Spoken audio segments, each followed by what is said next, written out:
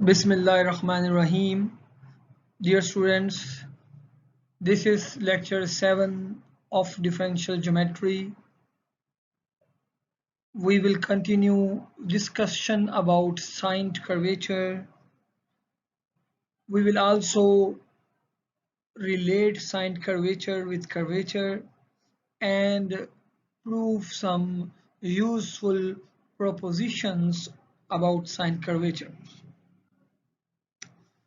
We will also discuss essentially the same curves or congruent curves along with examples in this lecture. I am Dr. Mubin Munir. This course is Math 4117. इस course में हम इस lecture में हम बेटा sign curvature को continue करते हुए मजीद कुछ उसकी प्रोपोजिशंस को प्रूव करेंगे, कुछ कंप्यूटेशंस करेंगे, कुछ एग्जाम्पल्स करेंगे और इसके एंड में हम कंग्रुएंट कर्व्स को भी डिफाइन करेंगे। ये बेसिकली हम हासिल करना चाहते हैं इस पार्ट में।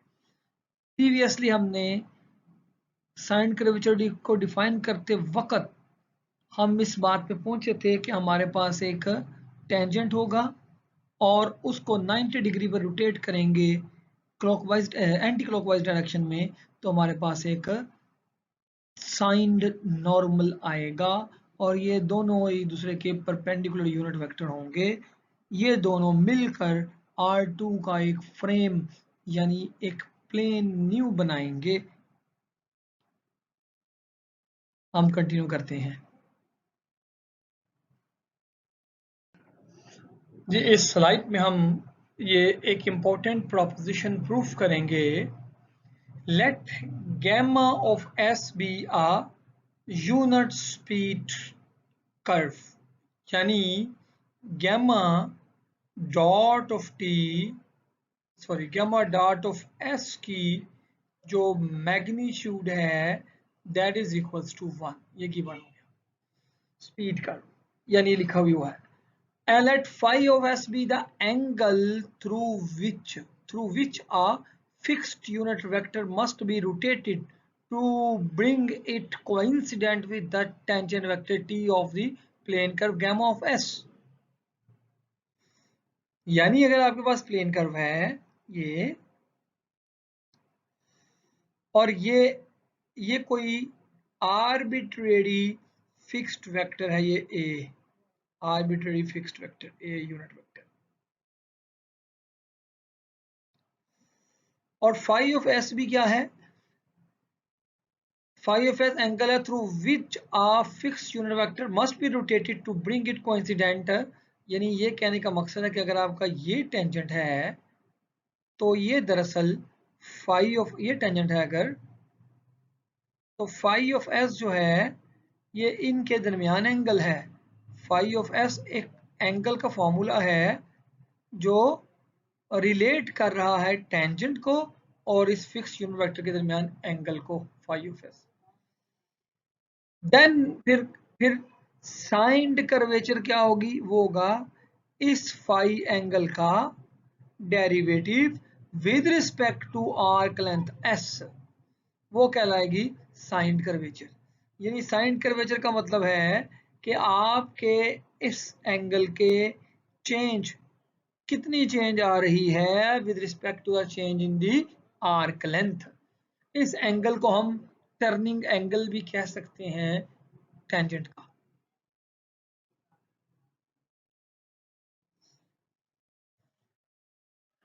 देखें, हमने एक येलो कलर का प्लेन कर्व कंसीडर किया है। ये हमने मूवमेंट तय कर ली, इस डायरेक्शन में आ रहे हैं। हम इस पॉइंट पर जब पहुंचे, ये रेड कलर का पॉइंट है जहां पे हम ये पहुंच रहे हैं। ये यहां पर हमने एक फिक्स्ड यूनिट वेक्टर ले लिया a, ये एक फिक्स्ड यूनिट वेक्टर है a, और अगर इस a को 90 डिग्री रोटेट करें, अगर इस a को 90 डिग्री रोटेट करें तो हमारे पास एक ये यूनिट वेक्टर आएगा और ये यूनिट वेक्टर आएगा फर्ज कर लें कि इसका नाम है यूनिट वेक्टर बी, और ये दोनों वेक्टर ए और बी, ये दोनों वेक्टर ए और बी ये R2 को स्पैन करेंगे, R2 प्लेन बनाएंगे।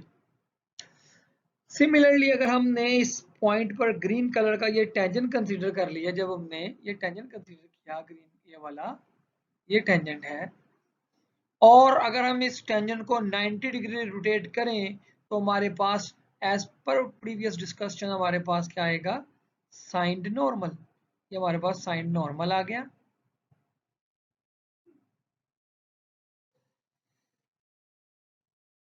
अब हम क्या चाह रहे हैं, हमारे पास ये टेंजेंट है और ये ए है, और ये एंगल जो है, जो कि गिवन है कि ये एंगल है फाई, ये एंगल हमें फाई दिया गया है। इस पिक्चर को हम नेक्स्ट स्लाइड में भी शो करें, दोबारा देख लें इस पिक्चर को। यहाँ इसमें अगेन मैं बी ड्रॉ करता हूँ। बी क्या है, वो यूनिट वेक्टर है जो परपेंडिकुलर है ए के, यानी ए को ही 90 डिग्री रोटेट करने पर ये यूनिट वेक्टर बी आया है।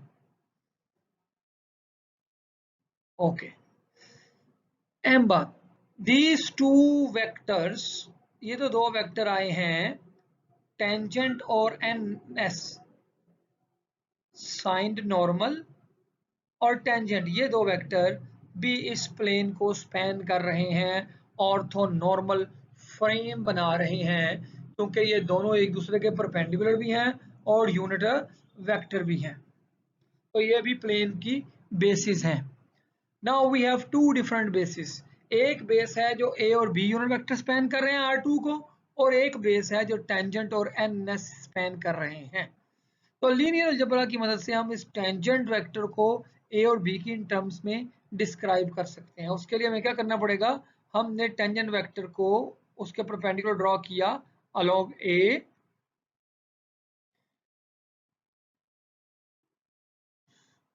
ठीक है, और एक पार्ट उसका बी के पर, ये पार्ट बी के पैरेलल आ गया, ये पार्ट ए के पैरेलल आ गया, और ये एंगल हमें गिवन है फाई, ये एंगल है फाई दिया हुआ है। तो फिर हम अपने यूनिट वेक्टर टेंजेंट को डिस्क्राइब कैसे करेंगे, कि पहले ये लेंगे हेड टू टेल रूट की मदद से, ये आएगा इन द डायरेक्शन ऑफ ए है ए कॉस फाई प्लस फिर ऊपर मूव करना है आपने, और फिर ये आएगा B sine phi. Cos phi A की डायरेक्शन में है और साइन फाई बी की डायरेक्शन में है, ठीक है। इसको अगर आप नंबर 1 कह लें लेट्स से, अब आपने इसको डिफरेंशिएट कर दिया विद रिस्पेक्ट टू एस, ठीक है। तो फिर इस टेंजेंट का dot derivative with respect to s मैं फर्स्ट कर लेता हूं, ये टी डॉट है, और इस साइड पे ये ए कॉस फाई का आ गया माइनस साइन फाई आ गया, माइनस साइन फाई, और बी साइन फाई का कॉस फाई आ गया, और phi in terms of S दिया गया है, phi as a function of S है हमारे पास, phi in terms of S given है।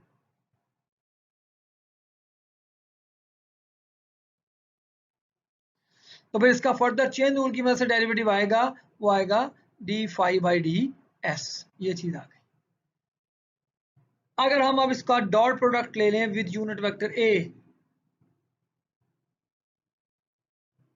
इसको क्वेश्चन नंबर 2 का नाम दे दें, और डॉट प्रोडक्ट ले लें विद ए, तो हमारे पास ये चीज आ जाएगी T dot A minus A dot A sine phi plus A dot B cos phi, और D phi by D S आ गया। Here A is a unit vector and B is also a unit vector obtained after anticlockwise rotation of pi by 2 degrees. तो इसका मतलब ये है हमारे पास कि A और B आपस में परपेंडिकुलर हैं, ये A था और ये B था, ये दोनों यूनिट वेक्टर थे, और 90 डिग्री को रोटेट करने के बाद हमारे पास हासिल हुए, सो लिहाजा A डॉट B जो है वो हमारे पास 0 होगा, और A डॉट A वो होगा A की मैग्नीट्यूड का स्क्वायर, और A की मैग्नीट्यूड यूनिट वेक्टर 1 होगा, तो हमारे पास ये चीज आएगी, इनफैक्ट ये हमारे पास ये बन जाएगा k s n s dot A minus sine phi d phi by D s. चूंकि हम जानते हैं कि हमने लास्ट टाइम पढ़ा कि gamma double prime is equal to k s n s होता है,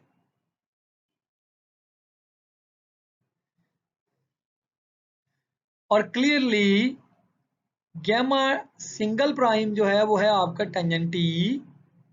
तो अगर आप इसको दोबारा फिर डिफरेंशिएट कर देंगे, डबल डेरिवेटिव लेंगे, तो गैमा डबल प्राइम जो होगा वो होगा टी डॉट के, और टी डॉट इक्वल्स होगा टी डॉट जो के इक्वल होगा गैमा डबल प्राइम जो के इक्वल होगा के एस एन एस के। ये वैल्यू हमने गैमा डबल प्राइम की जगह पुट कर दी, क्या टी डॉट की जगह हमने पुट कर दी k s n s dot a, वैसे का वैसे रहा।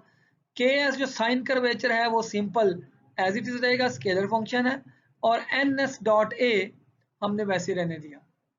एन एस डॉट ए इधर साइड, हाँ जी, एन एस डॉट ए क्या होगा, अगर आप प्रीवियस पिक्चर को दोबारा रिमाइंड कर लें तो आपके पास ये ए था, ये था ए,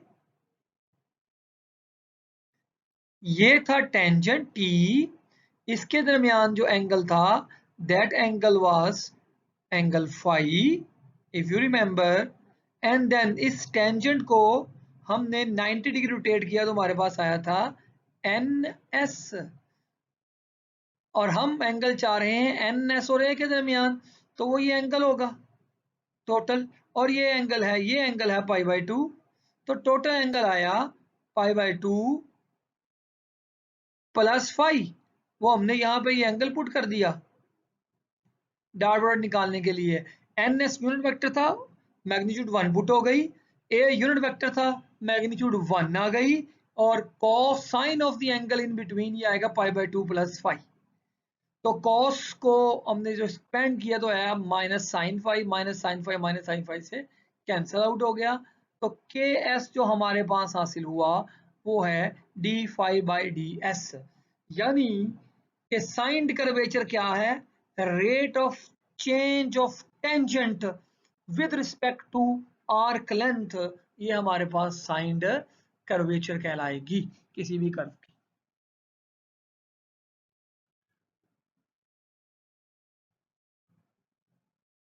In this slide we want to compute signed curvature of the catenary. Gamma of t is equal to t cos hyperbolic t with gamma of 0 equal to 0 1, gamma of 0 is equal to 0 1. So first हम क्या करेंगे, first हमने first prim इसका tangent vector निकाल लिया। Tangent vector हम इसकी arc length को पहले कंप्यूट करेंगे, आर्क लेंथ फंक्शन को। तो गैमा डॉट क्या आ गया, टी का with respect to T derivative 1 और कॉस का साइन हाइपरबोलिक टी आ गया। यूजिंग आर्क लेंथ फंक्शन हमने कंप्यूट किया एस इज इक्वल टू 0 से T magnitude of gamma, gamma dot की मैग्नीट्यूड क्या आएगी, गैमा डॉट की मैग्नीट्यूड क्या आएगी, that is equals to 1 square plus sine hyperbolic square T आ गया और उसका स्क्वायर रूट आ गया। ये हमने यहाँ पुट कर दिया फॉर्मूले में, और 1 plus cos hyperbolic sine hyperbolic is cos hyperbolic, square root cancel कर दिया, तो ये हमारे पास आ गया एस आ गया 0 से t cos hyperbolic u d you.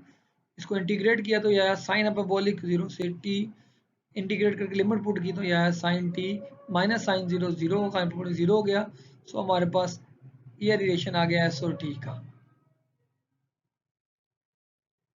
ये हम यूज करेंगे बाद में कहीं पे। ओके, अब हमने क्या किया, if phi is the angle between x axis and gamma dot, यानी अगर हमने ये कोई पॉइंट पिक कर लिया, ये हमने गैमा डॉट ले लिया, ये गैमा डॉट है हमारा, ठीक है। और phi is the angle between x axis and gamma dot, और ये हमारे एक्स एक्सिस से पैरेलल लाइन है और ये हमारा एंगल आ गया फाई। हमें चाहिए phi in terms of S, हमें we need phi of S to proceed. और फाई लास्ट लेक्चर हमने डिफाइन किया था, फाई होता है आर्गुमेंट ऑफ गामा डॉट। तो आर्गुमेंट है that is tangent inverse, tangent inverse आएगा, और गामा डॉट के Y component sine hyperbolic T को 1 से डिवाइड करेंगे तो ये tangent inverse is equal to sine hyperbolic T आ गया। लेकिन हमें phi in terms of s चाहिए, यहाँ इन टर्म्स ऑफ टी दिया हुआ है। तो टेंजेंट साइन हाइपरबोलिक टी हमने ये इवेल्युएट किया इक्वेशन नंबर 1 में, यहाँ पे sine hyperbolic t is equal to s, तो यहाँ इस सारी वैल्यू को हमने एस से रिप्लेस कर दिया। अब हम चाहते थे phi in terms of S आ जाए, तो हमारा ये काम पूरा हो गया। जो ही phi in terms of S आ जाए तो डेफिनेशन क्या है कि साइन कर्वेचर है D phi by D S.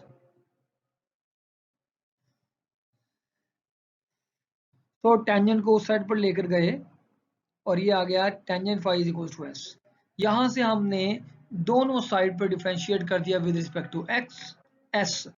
तो हमारे पास यहाँ से हुआ टेंजेंट का सीकेंट स्क्वायर फाई, और phi with respect to s d phi by D s, और एस का विद रिस्पेक्ट टू एस 1 आ गया। तो यहाँ से इसे इधर रखा, और 1 plus tangent square is equal to, it's a well known identity, 1 plus tangent square t is equal to secant square t।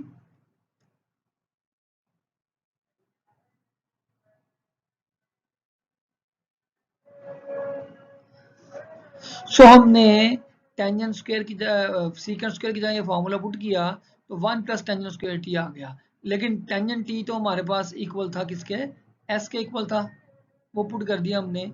तो हमारे पास साइन कर्वेचर आ गई, a sign curvature equal to 1 over 1 plus S square. और यहाँ से clear हो रहा है कि के एस जो है वो एस स्क्वायर की वजह से कभी भी नेगेटिव नहीं होगी, कैटनरी की साइन कर्वेचर हमेशा पॉजिटिव होगी। और अगर ये पॉजिटिव होगी तो असल कर्वेचर भी यही होगी, क्योंकि साइन को हटा देंगे साइन कर्वेचर से तो असल कर्वेचर बन जाएगी। सो हमने यहाँ ये प्रूफ किया कि कैटनरी की जो साइन कर्वेचर है वो आ गया, कैटनरी की साइन कर्वेचर है वो है 1 over 1 plus S square which is always greater than 0 positive. So K S is equals to curvature K for catenary।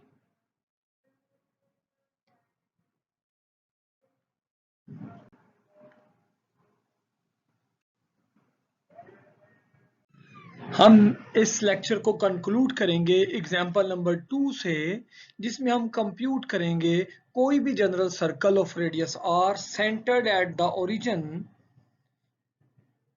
उसकी हम फाइंड करेंगे साइंड कर्वेचर। लेट्स से ये एक सर्कल है और इसका रेडियस है r है।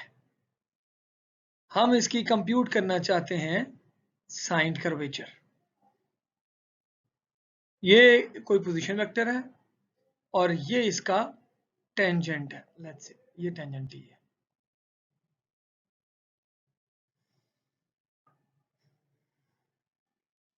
हमने कंप्यूट करनी है साइंड कर्वेचर, और साइंड कर्वेचर क्या होती है, साइंड कर्वेचर है हमने कंप्यूट करनी है, जो कि साइंड कर्वेचर है that is equals to d phi by D s. हमारा ये एंगल थीटा होता है और इस पॉइंट के पोजीशन वेक्टर होते हैं r cos theta r sine theta. याद रखिएगा यहाँ हम दो एंगल यूज कर रहे हैं, एक थीटा है और एक फाई है। फाई इज द पैरामीटराइजेशन हमने ले ली। हमने ये कंप्यूट करना है, तो इस कंप्यूट करने के लिए हमें सबसे पहले क्या निकालना पड़ेगा, फाई। और फाई जो है वो हमने डिफाइन किया हुआ है, वो है आर डॉट का आर्गुमेंट है। आर डॉट यानी टेंजेंट का आर्गुमेंट है। ठीक हो गया। तो इसके लिए हमने पहले आर डॉट कंप्यूट किया, गैमा डॉट कंप्यूट किया, और सिंपल इसका डेरिवेटिव लिया माइनस आर साइन थीटा और आर कॉस थीटा आ गया।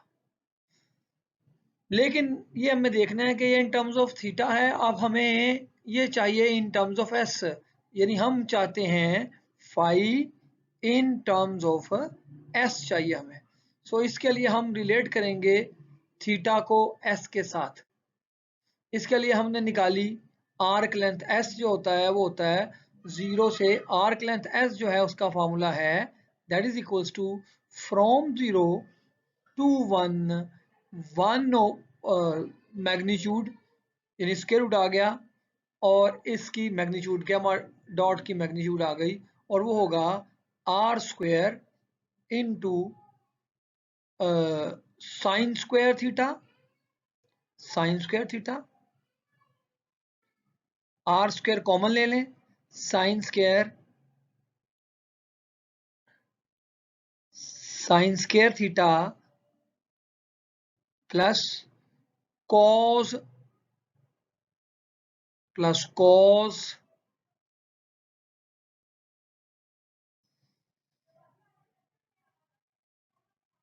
स्क्वायर थीटा, या इन टर्म्स ऑफ यू लिख लीजिए डी थीटा निकालना है डी थीटा। ओके, यहाँ पे आप फिर पैरामीटर अगर यहाँ थीटा यूज करना है तो यहाँ को फर्जी पैरामीटर टी यूज कर सकते हैं। हम अल्टरनेटिवली भी लिख सकते हैं, यानी हम लिख सकते हैं s equals to, alternatively it can be written as from 0 to theta, और इन टर्म्स ऑफ u लिख लें तो डी यू आएगा, और डी यू और से कंप्यूट करेंगे तो ये खाली r बच जाएगा। r सर्कल का रेडियस कांस्टेंट है, ये बाहर चला जाएगा तो हमारे पास जवाब आएगा r थीटा। r थीटा हमारे पास जवाब आ गया। So s is equal to r theta, so theta is equals to s over r हमारे पास आ गया। हमने ये वैल्यू पुट की थीटा की कीमत हमने पुट कर दी s ओवर r। चूंकि फाई हमारा थीटा है और थीटा है हमारा s ओवर r है, तो हमारे पास ये आ गया। यहाँ से इसका डेरिवेटिव लें विद रिस्पेक्ट टू s, तो हमारे पास आ जाएगा sign curvature equal to 1 over r, यानी साइन कर्वेचर इस सर्कल की भी इसके रेडियस का रेसिप्रोकल होगी। सर्कल का रेडियस बड़ा होगा, साइन कर्वेचर स्मॉल होगी, सर्कल का रेडियस स्मॉल होगा, साइन कर्वेचर ग्रेटर होगी। सो यहाँ इस लेक्चर में हमने साइन कर्वेचर को उसकी नई इंटरप्रिटेशन देखी, और उसको कंप्यूट करने के we computed 2 different examples where we computed sine curvature. So try to compute sine curvatures of different curves. Okay, this is the assignment. So for example, you can compute sine curvature of ellipse. You can compute sine curvature of let's say logarithmic spiral. Compute sine curvature of logarithmic spiral. Thank you.